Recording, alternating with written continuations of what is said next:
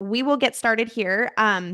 A little bit of background. If you are unfamiliar with Nova Chief of Staff, I am the founder and CEO of Nova, premier destination for Chief of Staff education and development. We've been around for about a year and a half now.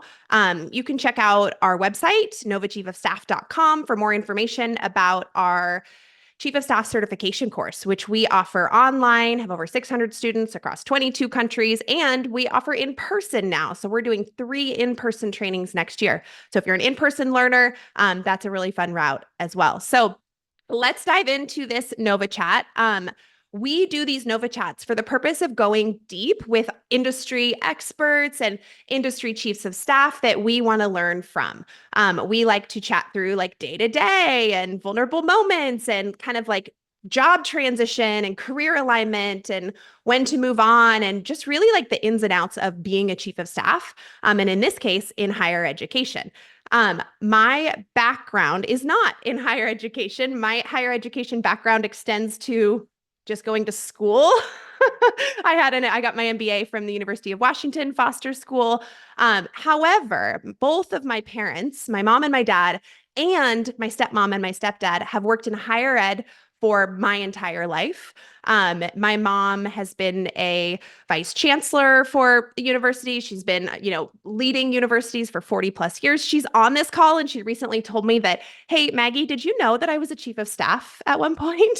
And I thought, I probably did know this and I just lost it. And we'll talk a little bit about how funny it is. Funny is probably not the right word, but how interesting it is that higher ed chiefs of staff are often combined with other major scopes and responsibilities of work and kind of how that compares to the corporate world and several other industries out there when we talk about chief of staff work. So I've been around higher ed my whole life. I have a passion and excitement for it based on my upbringing and family and kind of environment, but that's really where it ends. So we have Melanie, Nicole, and Tess here to chat through their roles, their experience, so that we can learn from them for all things chief of staff in higher education. So I'm going to let each of you do your own intros. First, I'll pass it over to Melanie.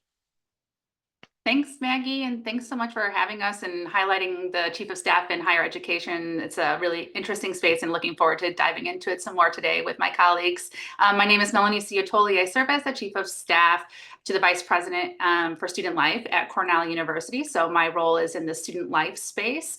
And I also have an Executive Director of Organizational Excellence title. So that wraps in things communications, assessment, and also human resources. So we'll talk about that a little bit later.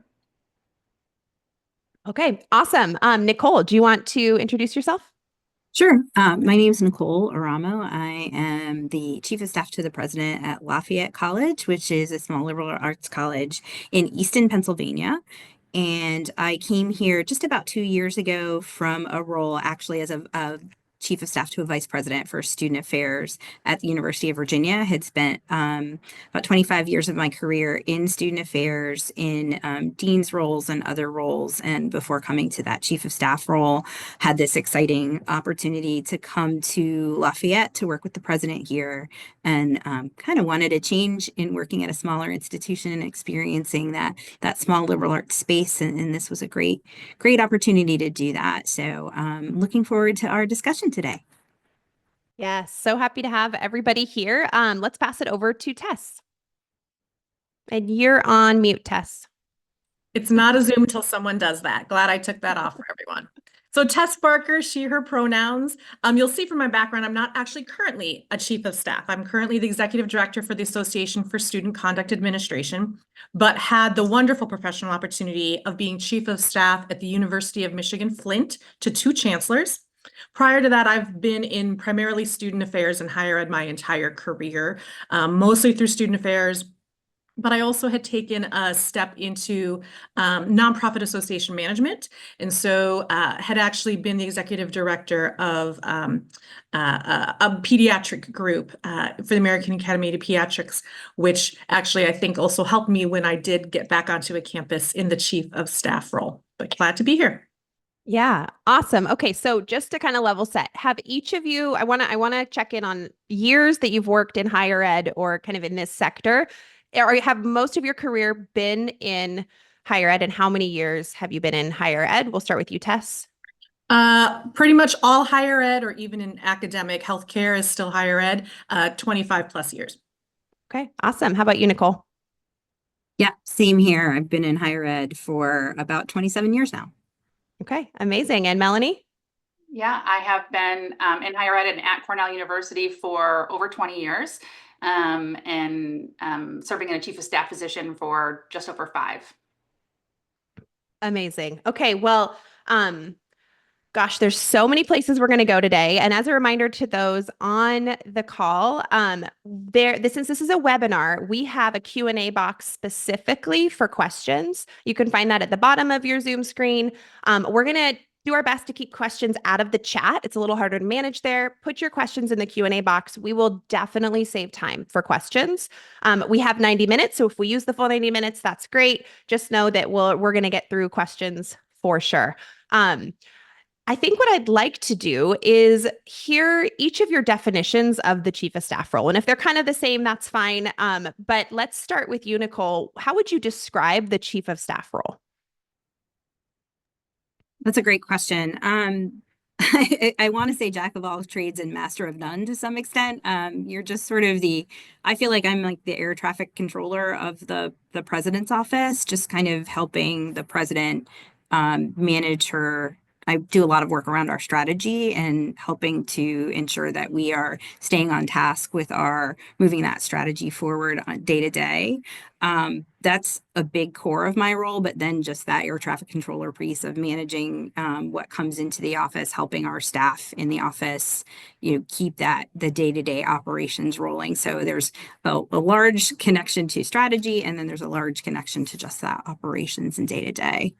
Yep, absolutely. Melanie, how about you? What would you add, or how would you describe the chief of staff role, or how it relates to what you're doing? Yeah, I think, those chiefs of staff that I've talked to over time would agree that it's sort of built around time and place, right? Like, so who you happen to be supporting at the time, what their goals and initiatives are, what some of the opportunities are within the organization. And so a lot of the strategic work that Nicole mentioned, I would also offer that I found that my role, because it was newly created when I stepped into it, that it's changed over time too. And so there were some initial goals that we had when we created the position that I spent my time focusing on a lot of some of that air traffic control that Nicole was talking about. And now I feel like I'm moving more into much more of a strategic partner and being able to be a sounding board for all things within our team and organization. And then, traditional chief of staff, fixer of problems, right? So fixer of problems. It's like the Game of Thrones, Mother of Dragons, but it's like fixer of problems. That would be the t-shirt. Mm-hmm. Yeah, I recently heard another analogy to Game of Thrones for chief of staff role, so that's fun to hear it come up again. Tess, how about you? I would agree with Nicole and Melanie for sure. I think that confidant, trusted counselor. I would also add a fearless critiquer. I think sometimes it can be hard to critique or push back on someone who's your boss or supervisor, but your chancellor or president or dean needs that from you. I also think it was useful to be that jack of all trades, master of none, but also to have some depth, knowledge, skill set in a particular area. So for me, it drew from my knowledge of higher ed and my legal background, but that can provide a particular lens through which folks across campus also seek you as a partner and resource.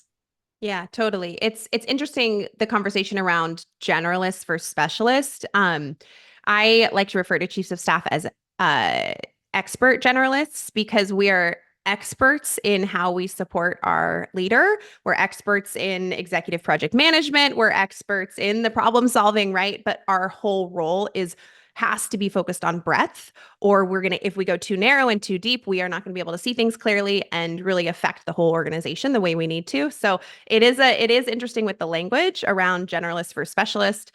I will share that the definition that I use to describe the chief of staff role is really a business leader's right hand, strategic thought partner focused on executing, organizing, and prioritizing the leader's most important initiatives, often leading some of them, and driving transparency and alignment across the leadership team.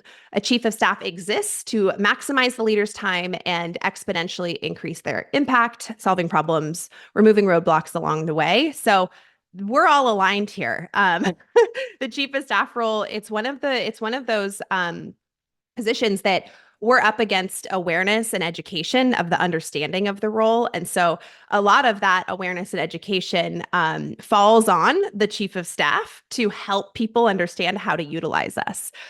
So I want to talk about that a little bit. Nicole, in your environment, do you feel like you had a roadmap and a clear charter and guidelines for how to chief of staff? And if yes, we'd love to hear about it. And if no, how did you figure out what to do and how to support your president? Yeah, I would say this was also a new role here at Lafayette. And it was a new role when I did for the vice president for student affairs at UVA as well. So there was no roadmap. I think I had that sense of what a chief of staff does and the sense of what my president wanted to have done at Lafayette, what her vision was at Lafayette. I walked into what was starting as a strategic planning process. And so that has, I kind of took that process over. And in the process of taking that over, have learned a tremendous amount about the college and its needs and its, the vision and values. And in some ways, it was really hard to walk into that process, but it was also really advantageous to be able to build groups of people who were focused on issues at the college and to learn from them. So that really helped me think about, okay, what is my president's vision? How do I help align this process to best meet that vision and really move it forward? And that kind of helped me begin to think about the roadmap for how to execute on that vision. We're still working in that process. We're actually, as we like to say, landing the planning plane in the next month. Our trustees meet in December and we present that final plan to them at that point. But it's really been helpful to me in thinking through all the conversations that I had to have with my president in thinking about where she wanted this to go have helped me build that roadmap in what this job needs to be. So it sounds like you really had to build the roadmap and then gain the adoption and approval and probably some confirmation and maybe some like tweaks to how your leader wanted the role to look. And so what did that process look like? Did you tell your leader, like, here's what I want to focus on, and does this sound good? I'm going to go do it. Or was it like a partnership in developing the role and the charter together? I think it's been more of a partnership. She recruited me to come here, so we sort of built the job description together before I even came. And then walking into that planning process, we obviously did a lot of talking. They were already in sort of a listening session mode, so I kind of jumped into those. Got to be part of I think my first day there was a listening session, and after that, sort of unpacked a lot of what I heard with her. And, really just kind of built it over time through those conversations and close relationships, and obviously building a lot of relationships across the leadership team, across our faculty and staff, and just, beginning to think about how can I be a supportive to my leader, be a thought partner, but also help manage the stakeholders and constituencies that need to be managed when you're trying to move strategy forward. Yeah, that makes a lot of sense. Melanie, how did you find yourself in a chief of staff role? Yeah. And were you the first chief of staff in the role? Yeah, I was. And it was a bit of a slow churn. I don't know if this was Nicole's experience as well in her first chief of staff position, but I had another role within the organization. At the time, I was the director of human resources, and I had my entire education and background had been in human resources. And I think in that director of HR role within our team, I really had a great vantage point to see really the scope of the organizations, all of the things that were happening and the things that we were trying to do too as an organization from a strategic standpoint. Had a chance in that director role to be building relationships with all of our leadership team and working closely with the executive that I support now. And so for me, I really was seeing what was around me going, oh, we have so much potential. There's really good vision here. There's really good bones. Like we just are having a hard time, was my assessment of really putting our initiatives forward in a sustainable way, because like in all of our roles, I'm sure there's a lot of fires to be putting out, right? And so when those fires detract the leaders from really moving their priorities forward and pushing that vision out, then there's just some stalling that happens there. And so as a director of HR, I was just like, I can do more. Like I can see there's some roadblocks here. There's hurdles that we're having a hard time getting over. And so I just kind of took on a little bit more. And then at some point, there was just a conversation between me and the executive that I support being like, those additional and additive work that I've been taking on is providing a lot of value. And I think that we could do more of it if there wasn't sort of this role confusion of me continuing in this HR director space and having some of these strategic priorities and leadership guidance stuff under my portfolio as well. And so at some point we decided to split those. The HR director role needed its own attention, and we were able to fully develop an official chief of staff position. And so like I said, that was about 5 years ago now, and it was new, and we both had to work at what it meant, reevaluate all of the time. And as I said before too, like it's changed, right? What it needed when I first stepped into it is different than what it needs right now. So it's been a great experience, and I've felt really fortunate to have it so far. That's awesome. And okay, so we've got to hear from Tess. How did you find yourself in the chief of staff role? And let's also remind at each, as each of you speak next, let's remind folks what school you're representing, since it's not super necessarily clear from our images here. Yeah. So I was chief of staff to two chancellors at the University of Michigan at their Flint campus, so one of the regional campuses of Michigan. I was asked to apply, and it was a brand new role at the institution that chancellor had created, knowing that they wanted that role and that support. It wasn't a position that I had awareness of, and so had to learn about it. Since it was a new position at the campus, I had the opportunity with the first chancellor to do some mutual definition, but she really wanted that thought partner. She knew she was going to be busy, needed someone to move forward her strategic initiatives as her portfolio and her workload really grew with her in the job. But what I found was that my experience in higher ed really translated well to that type of role, my knowledge and my background.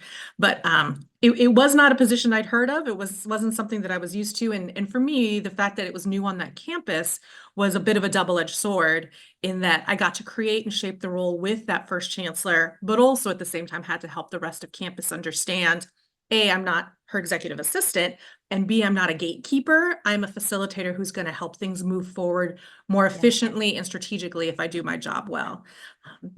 Yeah, absolutely. So you touched on, your background suited you well for the chief of staff role, which I say that a lot when I talk about the chief of staff role. I'm like, all these different things, made me into a great chief of staff.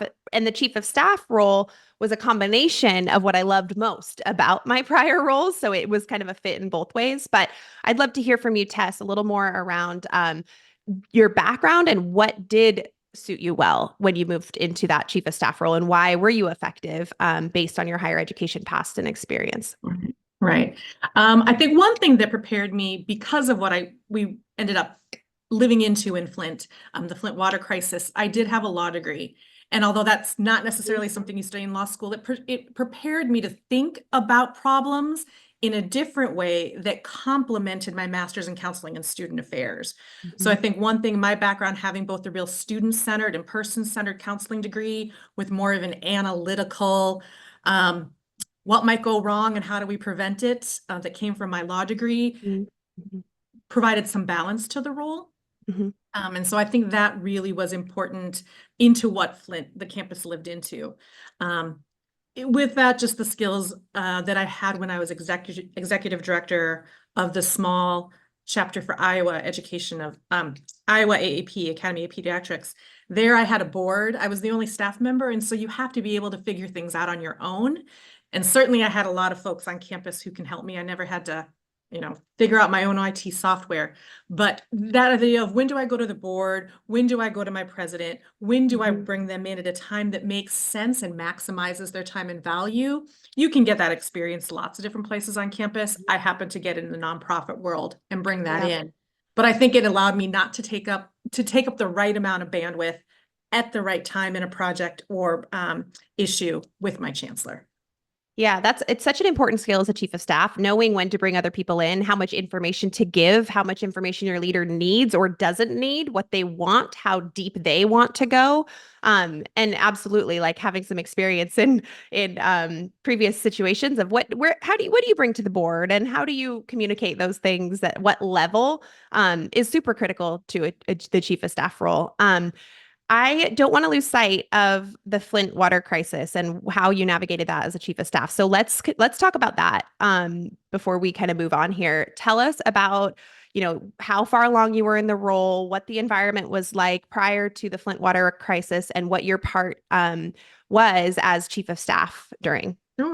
Sure. So I think I had been in the role maybe a year or so.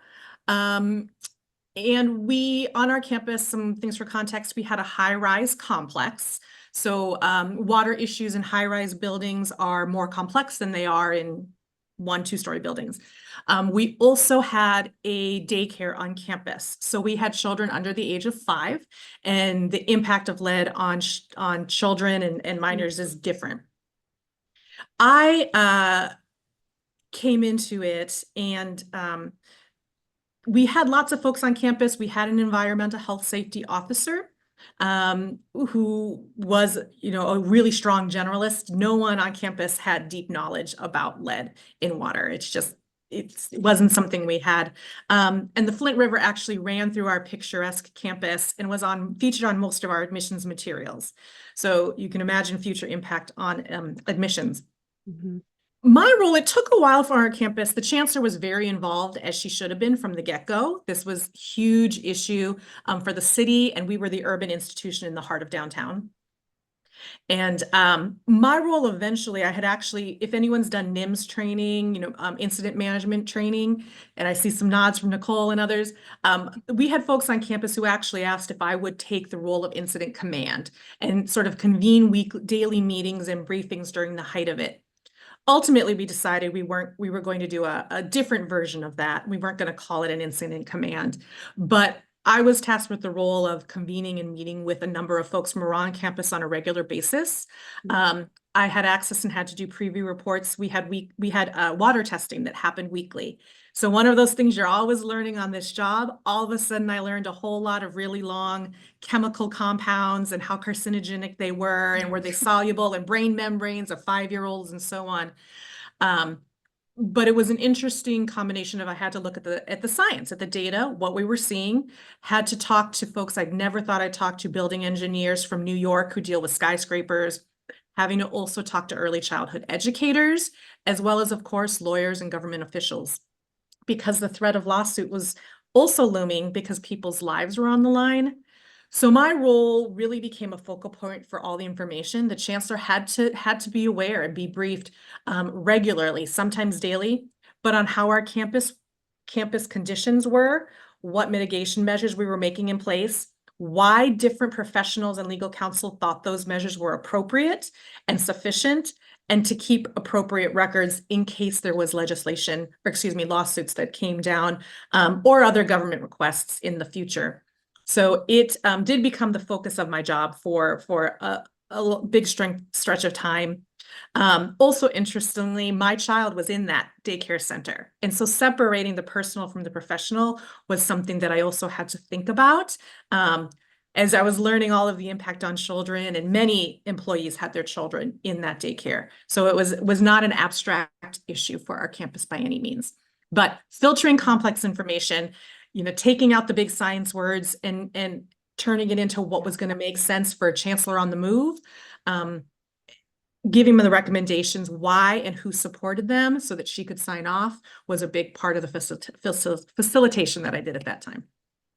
Yeah, absolutely. And I can imagine that there's no playbook and nobody telling you how to do this role as, incident command under a different title.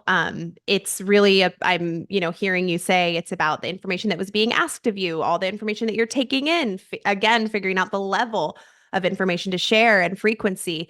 And that's really the beauty and the struggle of the chief of staff role, is that we're building it ourselves and we're taking in information from our surroundings to do the best job that we can and elevate those around us or mitigate issues, and all the things. So a lot of really strong executive project management I'm hearing in that approach. And it brings me back to I was tasked, this was prior and during my chief of staff role, I was tasked to manage return to office, yes, but also just our COVID response. And a lot of times, in this situation, for sure, there's no chief COVID officer that already exists at a company. There's no chief incident officer specific to Flint water crisis that already exists. So who do you task and put in charge and completely shake up their role and add an entire work stream, not only to them, but to the whole university in this case. And often, who's better suited than a chief of staff that can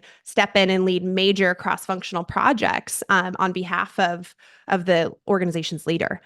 So I appreciate you sharing that. I'm assuming that each of you had some form of major responsibility in COVID response. Yeah, absolutely. And I would say, like, one of the differences about higher education, and I respect everything that all the chiefs of staff had done during that time, though certainly getting people out of the office and figuring out workplace practices and what that would look like remotely was a challenge. In addition, like, we had to sort of shut down the physical spaces where students were living, right? And so there was an added component of, well, which countries are actually have closed borders? Which ones can students still get home to? If they do have to stay, how do we keep them here? Because we were also intending to plan to send all of our staff home. Well, that means that some staff actually have to stay on campus because some students weren't able to leave, and then not even to mention all of the support that our colleagues did across the academic space to keep students in class virtually. But there was a lot to manage during that time when there was absolutely like no road, no path to follow.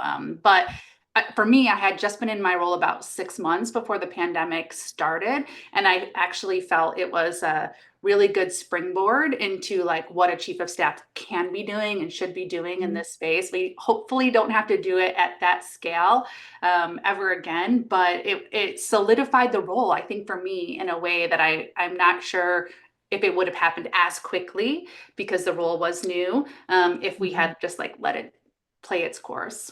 Yeah, absolutely. I mean, we could talk about COVID probably for the next hour because of the intricacies that we were all involved in there. But I do want to touch on, Melanie, a little bit more around what in your background has suited you well for the chief of staff role, and what, you touched on, as, in this HR role and what you were kind of stepping into and reaching into.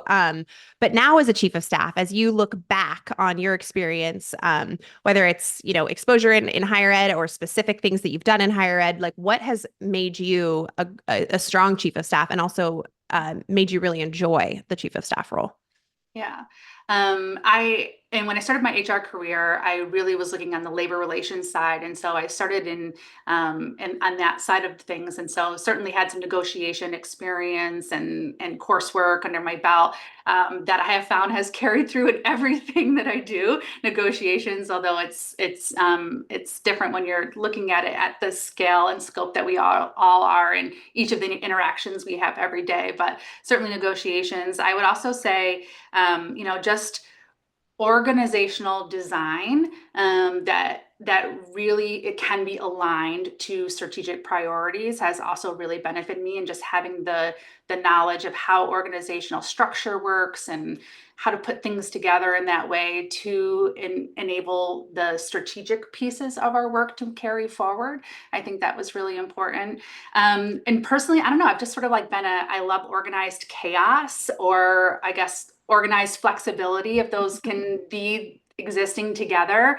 Like, we don't really know what's coming, but I'd like to take the mess and like put it in nice pieces and compartments and synthesize, as I think Tess was talking about earlier. And so those components of my background really helped as I stepped in. Again, having time in my role in the organization I was sitting at and having those relationships already built was really helpful as well. Yeah, absolutely. Well, Nicole, I also want to hear from you. Each of your backgrounds are so different, and also we'll get into this, but the chief of staff work and your kind of combined roles that you're in now and Tess, the job you're doing now is there. You're also very different from each other in that aspect. So I'd love to hear, Nicole, from you. What in your background did you love that you knew would, make you a strong chief of staff, or what has made you well suited to be a chief of staff based on your background? Sure. Well, I think I mentioned I came out of student life, and I think one of the things that you learn when you're in a student life position is like every day is different. You walk in the door and there's going to be something's going to hit you and it's going to be a new day. And I think that is the life of a chief of staff. You come in thinking you're going to do three things. And, at 5 o'clock, you realize I haven't touched those three things today because these other things came in the door. And student affairs absolutely prepares you for that. I think also working with students at the center of an institution, it helps you understand the complexities of the institution because students are connected to every part of the institution in some way. So if you're in a student affairs role, you've worked with the folks in the provost office, you've worked with the folks in advising, you've worked with pretty much every facet of the institution. You've worked with public safety, you've dealt with crisis. So I just think having that background was really instrumental in being able to come into even a president's office and have a strong understanding of sort of the organizational chart and how an institution works. On the other side of that, my educational background, I have a PhD in higher education, and just that understanding the organizational structure from that analytical state was also really important for me coming into the role. And I use that knowledge on a daily basis as well.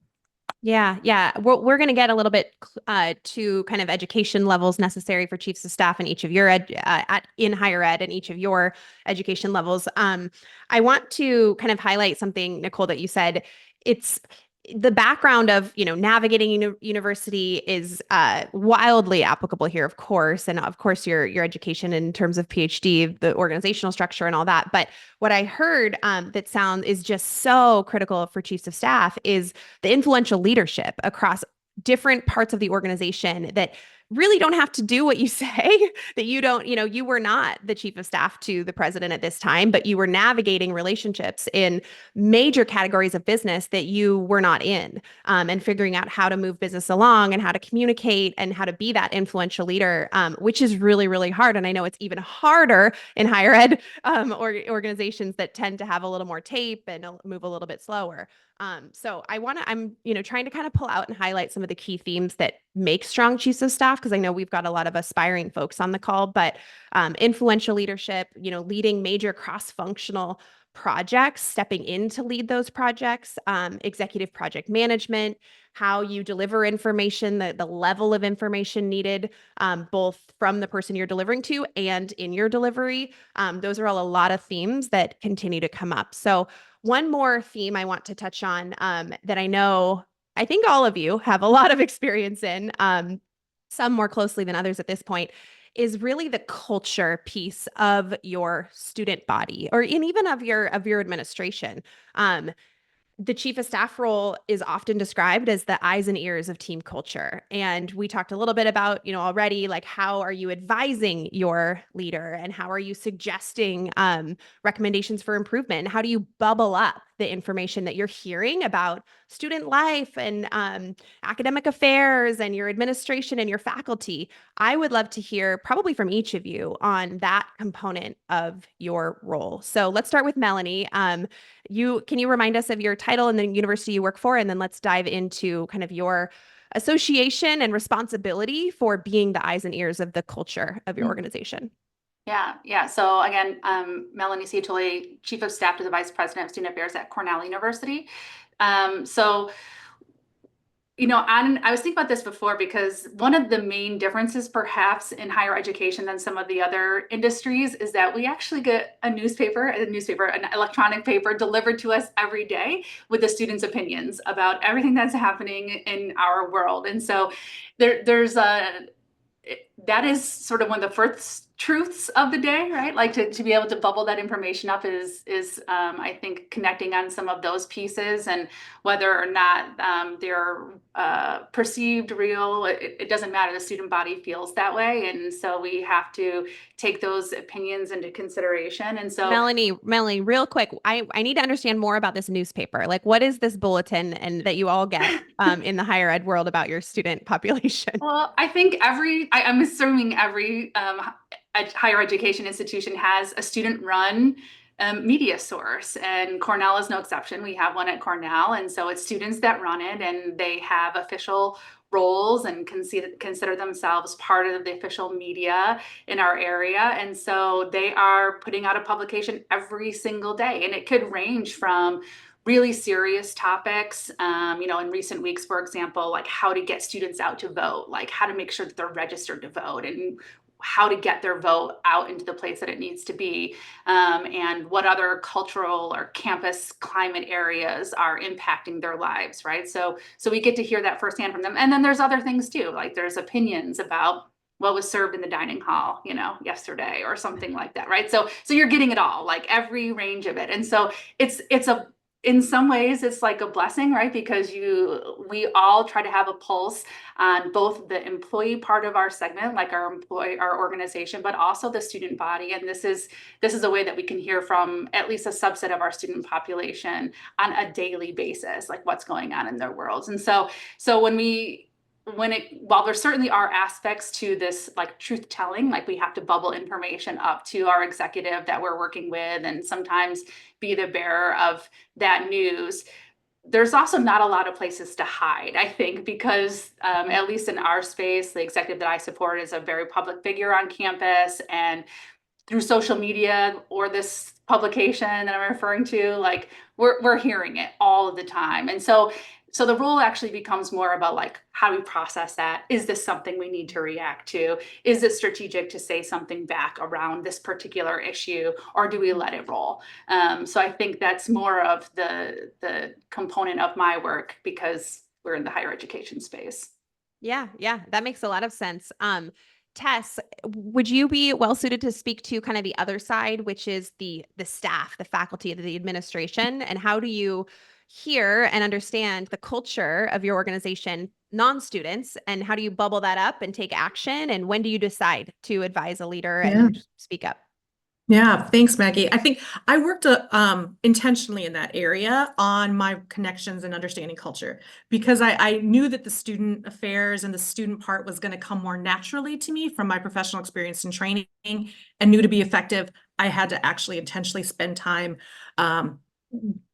getting to know the academic affairs, the staff, and being more connected to them. So one of the things, it's not rocket science, but it took intentionality on my part, was to get out of my office and get over to the academic affairs and the academic parts of campus. Many of them had open meetings, not necessarily that anyone from any other department would attend someone's open department meeting, or a doctoral student's dissertation or defense, or the art gallery opening for the art faculty. I had my executive assistant put anything that was open to all of campus on my calendar, so that if I ended up with an hour free, or if I know that there's something that is going to be strategically important connected to that department or that unit coming down in the short term, to make sure that I got out of the office and went to them. Because the connections you could make with faculty or with deans or department heads when you're at a cake cutting for the new doctoral dissertation student is so different and meaningful than sitting across a boardroom in the chancellor's office. And I think I did that intentionally, and particularly in the very beginning, as part of my learning process. And that served me later on when I had to pick up the phone.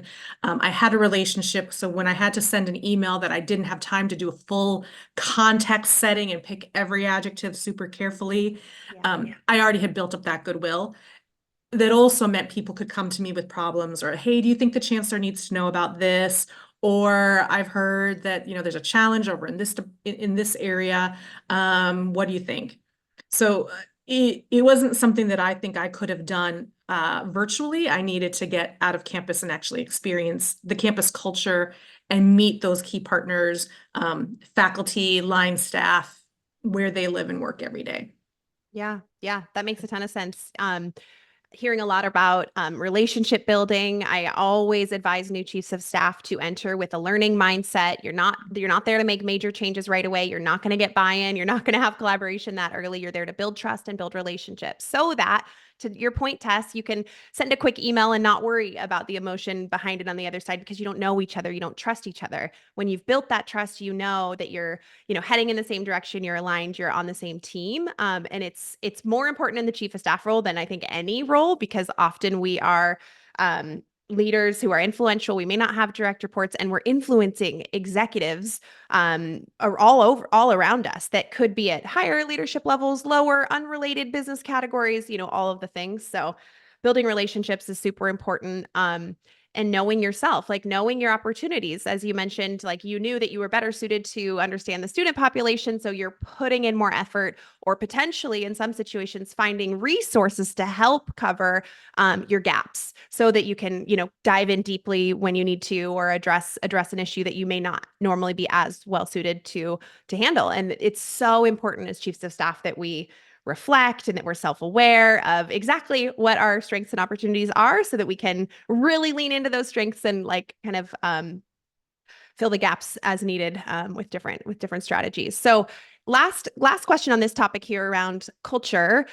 Nicole, you mentioned that one of your first sessions in your chief of staff role was what you called a listening session. And so who were you listening to? I'm assuming students, not sure, but would love to hear out of some of the listening sessions early in your role.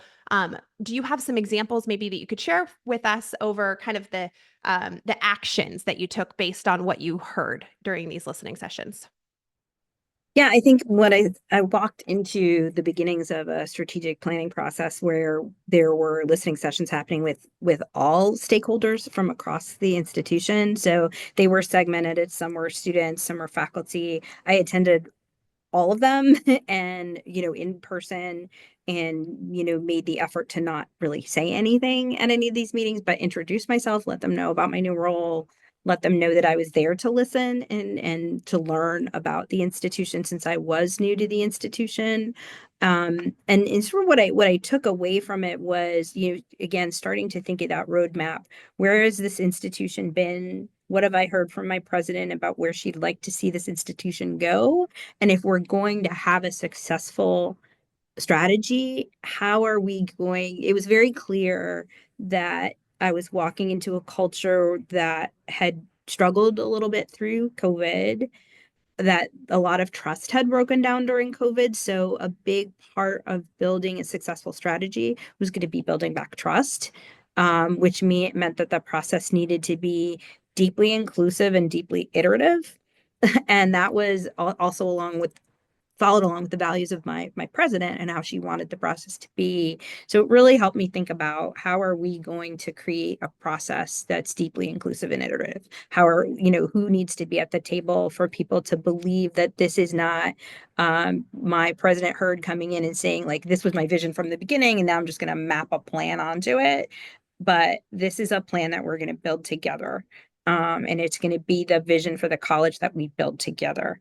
So that's what I took away from it. It was really just a tremendous amount of learning about what had been the struggles over the last years coming out of COVID. How are we going to rebuild that trust, and how are we going to do that using this process to that end? And we're still doing it, to be honest. It is a process. You don't build trust back automatically. We have a lot of new leadership on the campus, so we're all having to do that together. But this is thinking of the strategy process as a catalyst to building that has been a really important part of, I think and hope how we're going to be successful in moving it forward. Yeah, I want to stick on this for a moment longer.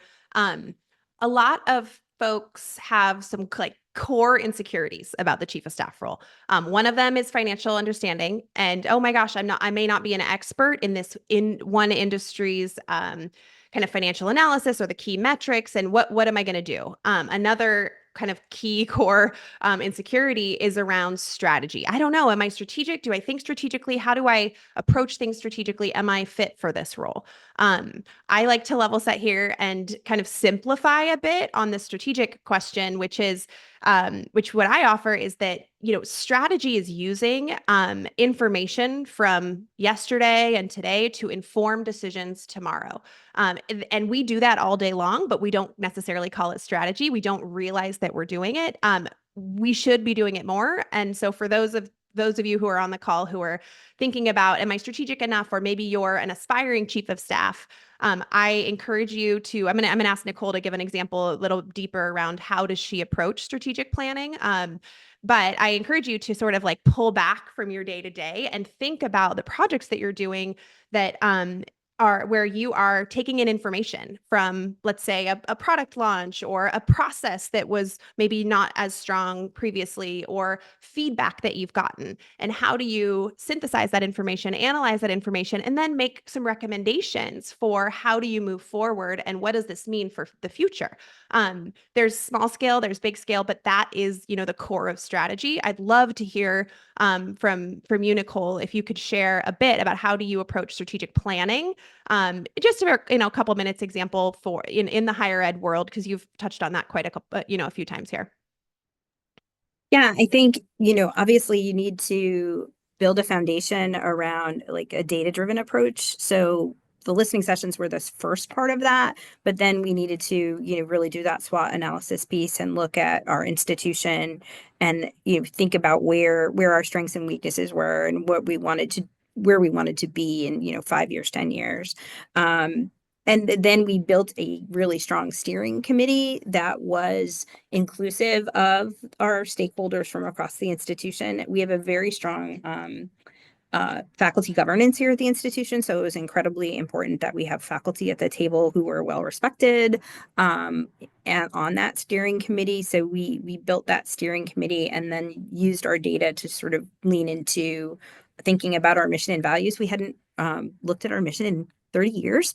And the institution had values sitting on different websites that were different and even in conflict. So we spent a lot of time in that mission and value space to start in that data and mission and value space to start off the process. To be frank, some days were difficult. Those conversations were really difficult, and bringing out the mission and values to our community. We did many feedback and listening sessions in that process, but it helped us build that foundation of like, here, what are we working from? Like, what can we all agree is the mission of this institution? What do we value, and how are we going to make sure that's represented in the themes and priorities that we're going to move forward in our strategy? So we worked with the steering committee to develop that, get that passed through our faculty and through our board, and then develop some themes based on the conversations we were having across the data. And through that mission and values process, took those themes to working groups, 5 working groups, where we actually, again, involved all of the constituents from our college and even some community members from our local community. We had 81 folks involved in these working groups, and they gave us recommendations around these different themes, and we've now sort of digested those up into our priorities and goals. So that's really how we've worked through the process, and we're now in that final stage of gaining feedback around those priorities and goals and bringing those to our board of trustees for final approval. Yeah, that's great. Thanks for that insight. And I want to just highlight, we heard both, data driven, of course, but what I want to highlight there is data driven can mean soft side data, like what you're hearing from people, and hard data, right? Like number of enrollments and whatever your metrics are in higher ed. So it's important to know that when we're thinking about strategy and strategic planning, it's often a huge blend of both soft side and hard side, data. And as I mentioned, taking that information, as Nicole shared, and in this situation, getting buy-in and collaboration and involvement from a ton of stakeholders because you're working on such an important formative project. So where I want to go, yeah, Tess, please jump in. I just want to say, I did look at some of the questions, and I appreciate that you had us talk about this after you had us talk about culture, because to probably misparaphrase the quote, it's culture will eat strategy for breakfast. And, you know, Nicole, and you really talked to, if you don't know the campus culture, if you don't bring in the right people, if you don't bring in enough people to answer one of the questions in the chat, the most expensive IT project management software in the world is not going to be enough to overcome if your process and the people who were involved in it were not actually reflective of your campus culture and of who needed to be involved. And so I think really getting comfortable with what you know and don't know about your campus culture before you lead a strategic process would be something you'd really have to do a gut check about first. Yeah, that makes a ton of sense. It's the same sort of philosophy that we're talking about. You come in first, you build relationships, you learn, you're curious, you get all that information before making major recommendations or taking on major projects like a strategic planning on a large scale. So yeah, thanks for emphasizing that. Melanie, did you have anything to add from a strategic planning perspective? I appreciate everything Nicole said and Tess added. I would agree with it all. Maybe some aspect of this that is unique to higher education is really the history of our organizations, right? So I'm assuming a lot of chiefs of staff work in, maybe potentially startups or in organizations that have been around for a few decades, where the organization I work at has been around for more than 150 years. And with that comes like deep history and deep, even if the players have changed, culture and perspective on how things should go.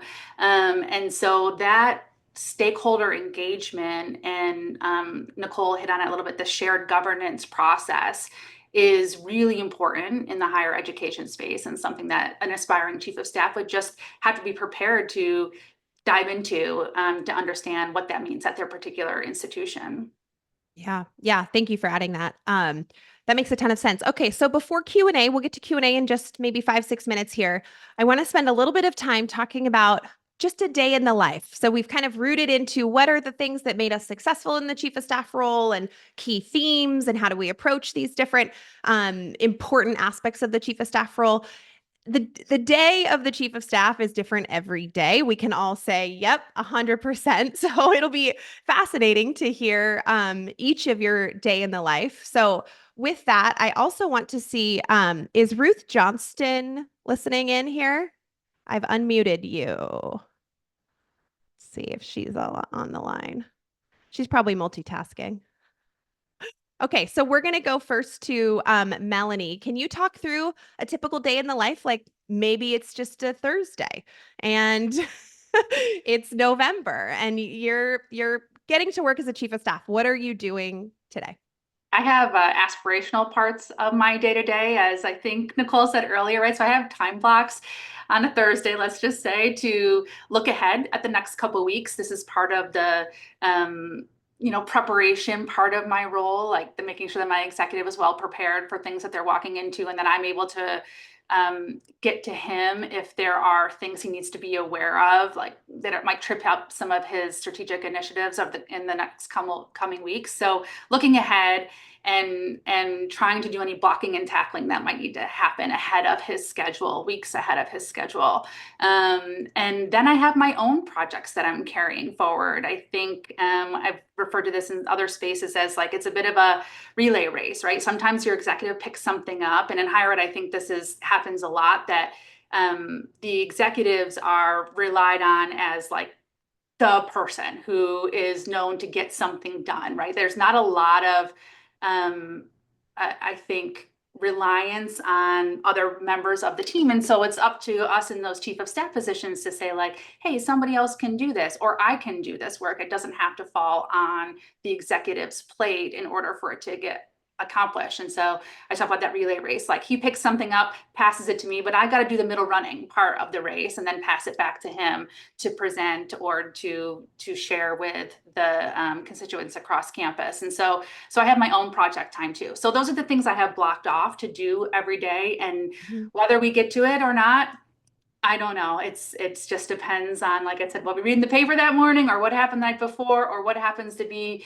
in the last couple of years, what's happening around the globe that is really influencing our campus in one way or another. So those are the best intentions for my day to day.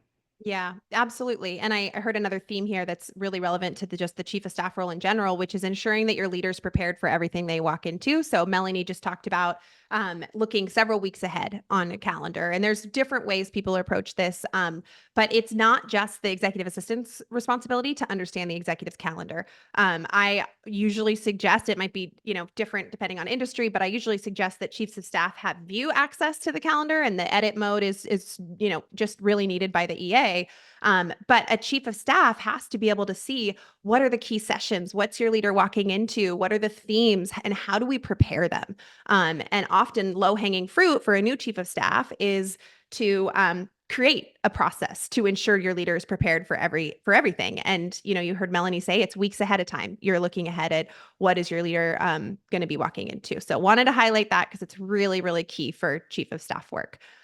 Tess, let's hear from you. A day in the life, maybe a different spin. Maybe it's a Monday. Back when you were a chief of staff recently. Yeah. So I had something where I didn't intentionally schedule any meeting before 9 a.m. I wanted 8 to 9 to see what happened the night before. If it was Monday, however the football team might have done, it might have impacted things. But also, if I didn't have any burning issues, it allowed me to then also scan at least trade publications, the Chronicle. I did not have Melanie's lovely daily student newspaper. I wish we did. But to level set, or if I needed that hour free to respond to an emergent issue, I had it.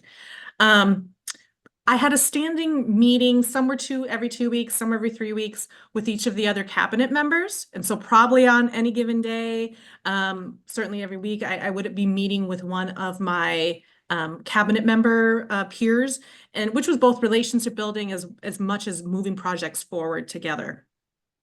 Part of my role was the chancellor, both of them would have me review different types of documents before they signed it. Not everything that had to be signed, but certain high-level documents. They just wanted another person who had that wide institutional lens to review things before they signed off on it or before the email got sent.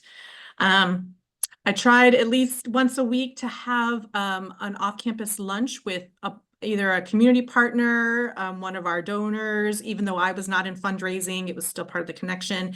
So, and if I wasn't getting off campus, I was probably eating lunch at my desk, I will admit.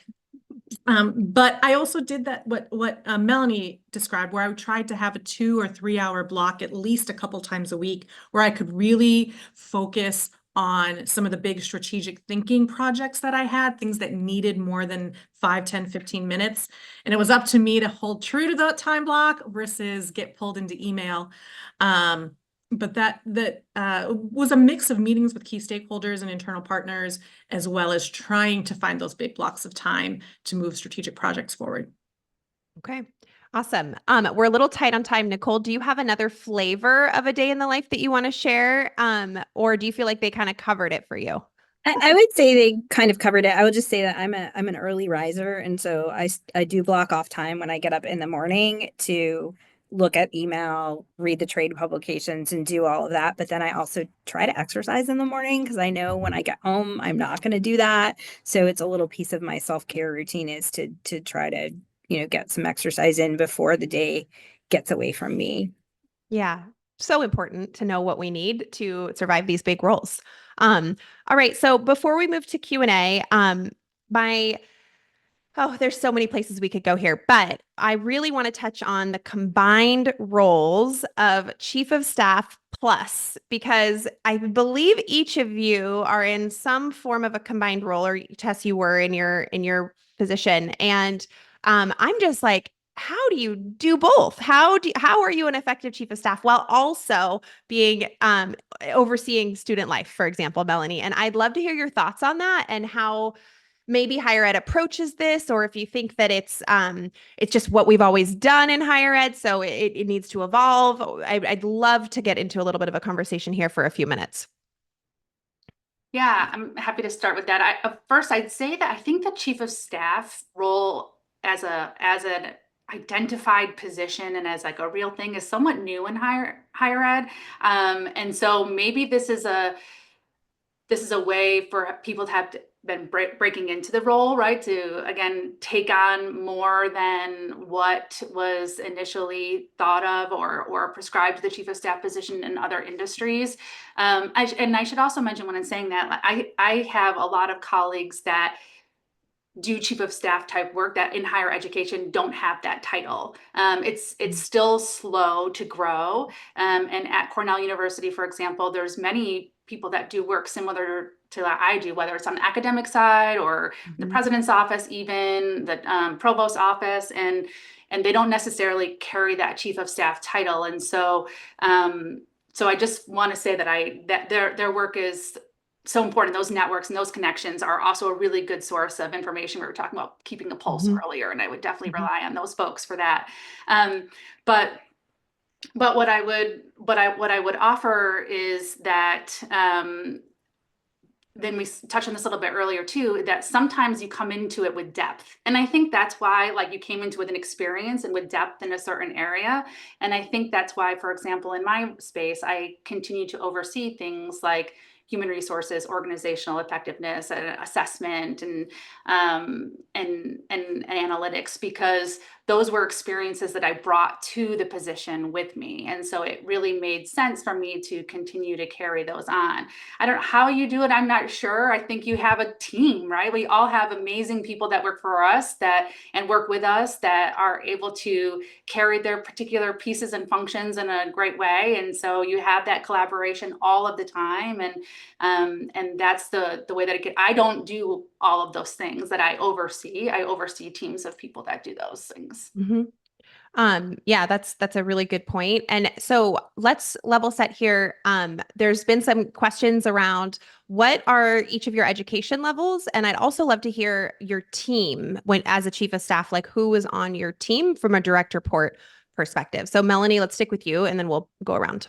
Yeah. So I do have a master's degree. I have a master's degree in management, and it was something that I did develop before the chief of staff position. Oversee a team of communications folks. So technically director of communications for our unit, as well as the director of human resources, assessment, analytics, project management. And I know this can be controversial, but I do oversee our EA, our shared EA for our vice president's office. And at the time, again, when we created the role, that just made sense because we were focusing so much on time management of the vice president's time. And we have a great rhythm now. Great. So she's fantastic and couldn't live without her. So yeah.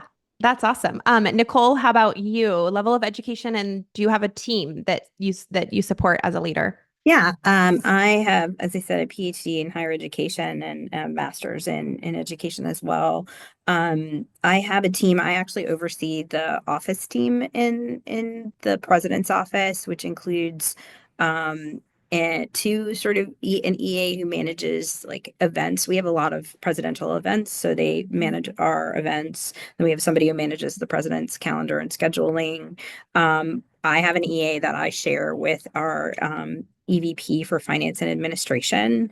And then we have somebody who's the secretary to the board of trustees, and I work closely with them and manage sort of our board of trustees meetings and all of that.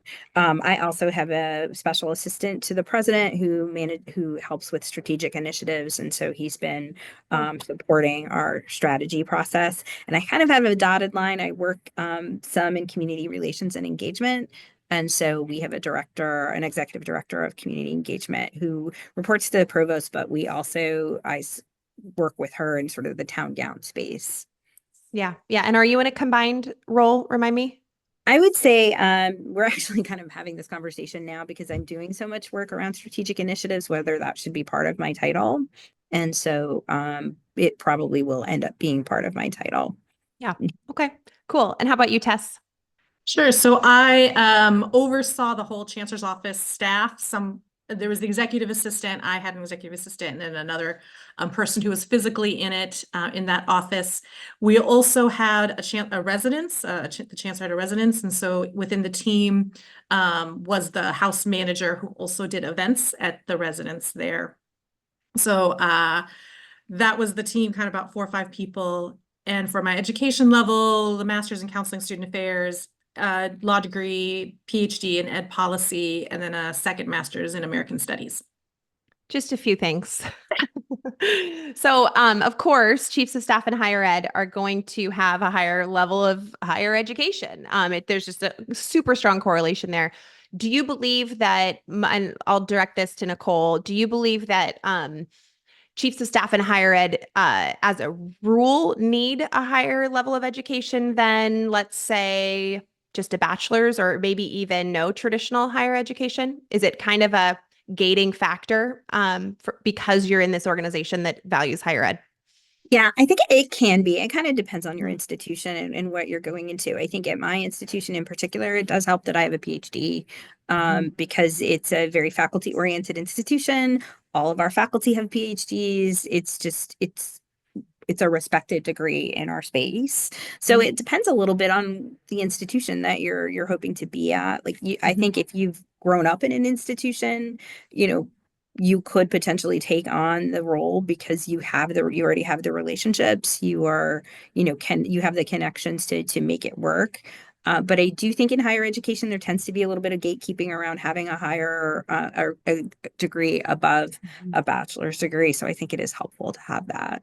Yeah. We have a few questions in the chat, so we're kind of going to move into Q&A a little bit. I might add or adjust a bit based on some of the things we want to touch on. But we have questions in the chat, which is such a normal question for NOVA events. How do I move into the chief of staff role? And if I'm an executive assistant, is it even an option for me to move from EA to chief of staff? And we'll keep this higher ed focused. I'm going to weigh in first because I think this will be helpful. We just put the blog in the comments section of this chat that NOVA has around the many titles of a chief of staff. So what I usually recommend, let's say that we're in a corporate setting and an EA is looking to move into chief of staff. They're highly skilled. They are going to do a great job, but the chief of staff roles in the C-suite that they work in are all ex-consultants. Maybe they've had, 10 plus years of deep leadership experience. My recommendation is always to look for the chiefs of staff in your organization that are at different levels. So Nicole talked about how she has a special assistant to the president that works for her. This is a mini type of chief of staff role. You are working on a chief of staff team, doing chief of staff responsibilities with a different title. That you can also find, just like Melanie was talking about, a lot of folks doing chief of staff work under different titles at different levels of the organization. There may be deans in this case or other university leaders who have somebody, I'm not even going to guess the higher ed titles, but in non-higher ed, it could be something like business planning manager or program manager or business operations, transformation lead. I mean, this blog has a ton of options, but keep a lookout for the people who are supporting that leader as their right hand. Who's putting their materials together? Who's helping them prepare for things? Who is the person communicating on their behalf that's not the executive assistant? That's often a really good chief of staff role to identify. I'm going to open it up. Do either of you have any three of you have any thoughts around EA in higher ed moving into chief of staff? Anything else that folks should be thinking of beyond what I just shared? I'll say my suspicion, my guess is that it'd be harder if you're trying to make that shift at the same institution, because there's a perception by title, whether that's fair or not. I know people who were EAs and were very much operating like a chief of staff. Consider if you're willing to switch institutions, if life allows you to do that, if you really want to move into the chief of staff role, or can you do something with the title that you have at your institution that will better position you moving forward? Yeah. Yep. Totally agree there. Okay. So I would love to hear, and this is, going from the questions now, did any of you have any difficulty in kind of moving into your new chief of staff role and maybe the perception or value that folks perceived that you would add, or maybe the lack of understanding of the chief of staff role? I'm getting a few nods. So would love to hear how you kind of went up against that and maybe helped them understand that you were here to, help, and what did you do? Melanie, I saw you nodding. Do you want to take this one? Yeah, sure. I would say that we definitely had some challenges again with the newness of the role. Most of it was from the perspective of, I think, a concern that their access, like individuals' access to the executive, would be limited in some way. And so just being as clear as we possibly could in the words that we use to describe this change and the addition of this position, but then also in our actions, to not be like it's not in a layer. It's not like, oh, you have to see Melanie before you can see Ryan. It's a, hey, you might want to see Melanie because she has a sense of things that are happening over here and might have some advice for you. And then you can think about whether it needs to go to the vice president or not. But it's not like a required step. And I think that was the biggest concern that people had, that would somehow be blocking access. And so we made sure not to do that, but then also just sort of continue to offer support from a guidance perspective on initiatives that I knew that the rest of the leadership team was working on. And we talked about this before, but you are a confidant to the leader that you support, but there's also a place here where there's a bit of a confidant to others on your leadership team, right? So sometimes they're going through something, or they're nervous about something that could have happened, or they're not sure how to approach something. And I think like it takes the pressure off of them not having to go to like the boss and be able to speak with somebody else. And then you have to like build the trust with that so that you continue to do that. And I think that was the way that we've overcome it. In addition to, like I said, the springboard that COVID provided. It's like, oh, this is what this could do. Great. Let's work with that. Yeah. Yep. Good insights there. Tess, this one's for you. We've got a few questions around moving into the chief of staff role. How do you sell it? How do you educate about the benefit of a chief of staff role? And when it's a role that's so focused on soft skills and navigating relationships and influence, how do you get that to come across in what you can offer when it's a little harder to show those attributes on a resume? Yeah. One thing that when I was at least working with staff, not on the faculty side, was talking about, I'm not your supervisor, right, as a chief of staff, but I'm here to support all staff in helping this institution move forward. So positioning myself as having the aligned interests, which I really truly believe we did. How to help people move into it? Was that sort of the key? Yeah, how do you sell the role, and how do you position yourself as great for the role when it's a soft-sided, kind of skill set often? Yeah. I think even with soft skills, you still can show those on a resume or a CV through effective outcomes. And so if you haven't yet had a chance to lead a cross-unit or a cross-campus initiative, volunteering where you're at to do that, you can talk about those soft skills of bringing people together, helping synthesize different opinions to move an initiative forward. There's ways to do that, but you need to go ahead and find those opportunities now, even if it's not under the title of a chief of staff or something similar, special advisor. Yeah. Yep. I definitely also had the same thing with Melanie. I had to show people once I was in the role that I was not a gatekeeper. I was a conduit for work and communication to flow better in whatever way I could. I had to go through some steps, just be there for a while, build the relationships, and prove that I was not going to be a gatekeeper to the chancellor or to information flow. I think the campus I was at, I couldn't say it, I had to show it through my actions for a few months. Yeah. Yeah. Okay, so show of hands of our panelists, who considers yourself an introvert? Okay. So Nicole, this question's for you. Is it possible to be an introverted chief of staff? I find that higher ed can favor extroverted personalities, and I'm curious how being a quiet leader can work for me or against me. Yeah, I think it's possible. I will say, like, I can play an extrovert when I need to, but I need to be thoughtful about like my energy and how I'm using it, and when I need to like pull back and be alone for a little bit to regain energy. So many people are surprised that I'm an introvert when they've, seen me operate in the sphere because I don't think I present as one, but it takes a lot of energy and work to get me there to perform in that way. But I do think I don't lead with by talking in a meeting first. Like I do sit back, I listen. I think use my listening. I'm a very, I think, thoughtful listener, and I don't speak unless I have something important to say. And I think people have learned that about me, and because of that, they do tend to, think of me as somebody who's being a helpful conduit, who's being, providing, who's adding value. Because I do think when I came in, to kind of go back to your original question, there was why do we need this? We're probably spending a lot of money on this role. Why do we need it? Is this administrative bloat, which a lot of people like to talk about in higher education? So I really did have to prove why it was important, why it could be a useful value add. And I think being that thoughtful listener, and then, being able to sort of report back how I took in what I heard and would use that to value the institution going forward was an important piece. And I think that being an introvert has helped me do that in a very effective way. Yeah, totally.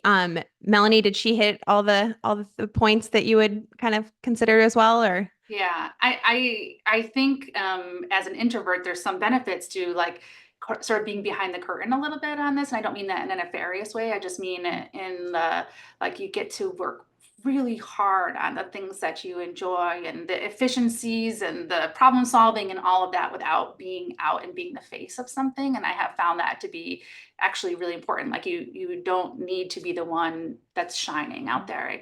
It's really behind the scenes role. And that works really well for my introvert side. I can play both roles too, but for my introvert side, that works well. Yeah. I love that. I really appreciate those answers. Okay, so you mentioned, we work really hard as chiefs of staff. This question here, open to any of you here. How did you manage after hours fires at work? How do you manage after hours fires? And how do you balance that with like personal life in the evening? I think work-life balance is very individual. I like to call it being present instead in all the areas of your life that matters most to you at the time. But does anybody want to talk through maybe how you manage those late night fires, and how do you protect your energy in that way? Who No, here I think, is a night worker? yeah, well, I think I don't know. I don't want to speak for everybody. I agree with you, Maggie, in that I think work-life balance is in the eye of the beholder. I have a really supportive family, and so if I need to step away and do something, they still love me and respect, and for that, I would say that it's sort of part of the role, at least the way that I perceive it, is that you're on. With that said, I have a great relationship with the executive that I support. And he has a family as well. And so we both are respectful of that time. It just might mean for me to say, like, hey, about to go on a date with my husband, check in with you later, which means like probably don't, like contact me for the next couple hours unless it's like really, really, really a big fire. So I think we've got that respect for each other. The same goes, his way as well. Yeah. I think that's super fair. And a lot of it falls on us to set the tone. Email me if you need something, if it's an emergency text. And then that really sets a boundary for yourself, because then you're the one checking in on when you're in email. And if, of course, you're available via phone, it's a high trust role. It's a high relational role. You are critically responsible, right? For a lot of operations across the university. We talked about incident response. It's not a role that you can just shut off, but I think there's definitely tactics to engage when you need to and be disengaged when you can, which is difficult. Okay. So next question here, which I think is really valid probably to a bunch of folks on the call. Where does your role of chief of staff really partner with your executive's executive assistant? So where between your roles, EA and chief of staff, how do you set those boundaries, or what are the key differences in your role, and how do you set up that partnership for success? And maybe I'll pass this one to Tess. Yeah, I had regular meetings with the executive assistant. A big part of it was calendaring, and looking a few weeks out. And when things had to be moved, she would often come to me and say, okay, what can be moved? And I may have a different sense of what meetings or are strategic or have to happen now, or which person, if you move them, are they really gonna have feelings? Um, I think one thing was if the chancellors I supported were really busy. And so the executive assistant was busy enough managing them, their workflow, things that had to process. And the was really clearly not involved, for example, in the strategic planning meeting or in some of those spaces. So it visually created a really clear distinction. Behind the scenes, she and I were constantly talking, constantly checking in and making sure that the chancellor's time was being used well. And so that person is critically important to have a really good partnership and have a really open relationship with, and get some shorthand really quickly developed into your relationship. Yeah, yeah. Melanie or Nicole, do you have any examples of how you leverage your executive assistant to support you in certain projects? Yeah, I don't know. Go for it. Yeah. Sorry.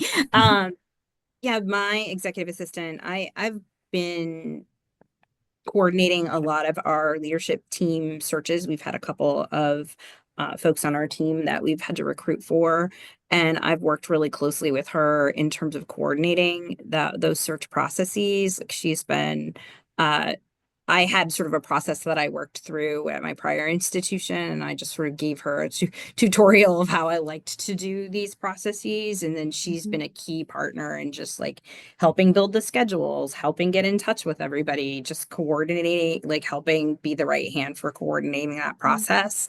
And, at this point, we've got it sort of down to a science, and we're doing really well. And we have other offices going like, how are you doing this? So it's been a really great partnership, but like, we could not have gotten through the searches that we've been doing over the last 18 months or so without that really close partnership. Yeah, yeah, that makes a ton of sense. We've got two more questions in Q&A. One about kind of like the strategic component and project planning, and one around being networking into the chief of staff role. So I'm going to start with the strategic kind of project planning question. How is leading a strategic project different from an IT system or software project, which uses kind of formulaic methodology? The example here is initiation, planning, execution, performance monitoring, project closure. I have some thoughts here, but I want to turn it over to you guys. Anyone want to weigh in on how strategic planning is similar or different to maybe a little more formal software project implementation framework? This was the question that I referred to earlier, where I think people have to input something into that IT system. And if the process on your campus hasn't resulted in a strategic plan that it really reflects the campus, the buy-in, all the data inputs, that platform, that software isn't going to make it move forward if the folks on campus really aren't behind it. So I think the headers might be the same, but someone on campus has to lead the conversation about what are our KPIs, what's our strategy, what's our objective. The project management software isn't going to create that for you. Yeah. And to echo that, the framework is similar or the same, with ideally the same output, right? It's like you're being thoughtful around initiation. You're thinking about the components of planning. You're thinking about the stakeholders and the approvers and who should be involved in the execution. All of these are critical steps in really any form of project management, and chief of staff are ideally excellent project managers. So I think those components show up for us.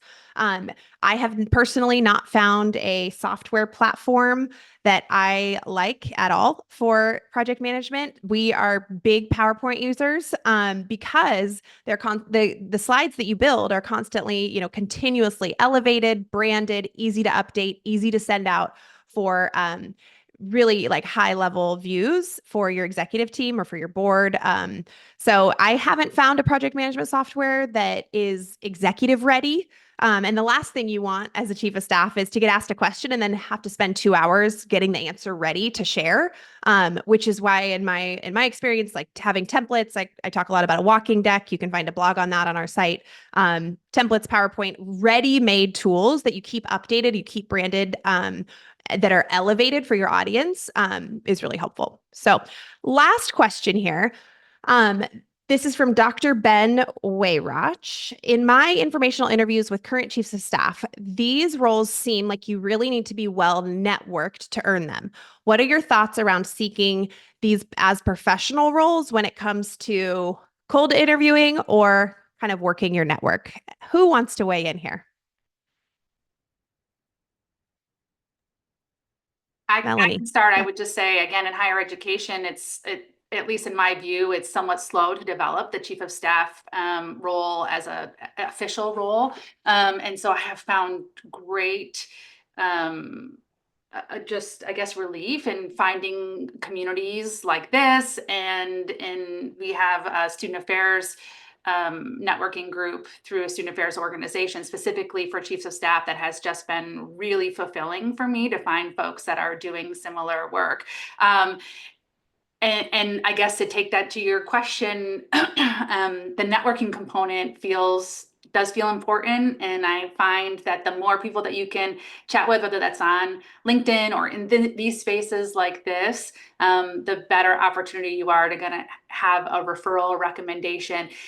We talked about this, like, how do you break into the chief of staff position, even if you're in like an EA role or within the current organization? And I think you need to find like that, at least the one person to initially take a chance on you because they see your skill set, they believe in the value of what that skill set can do for their own time.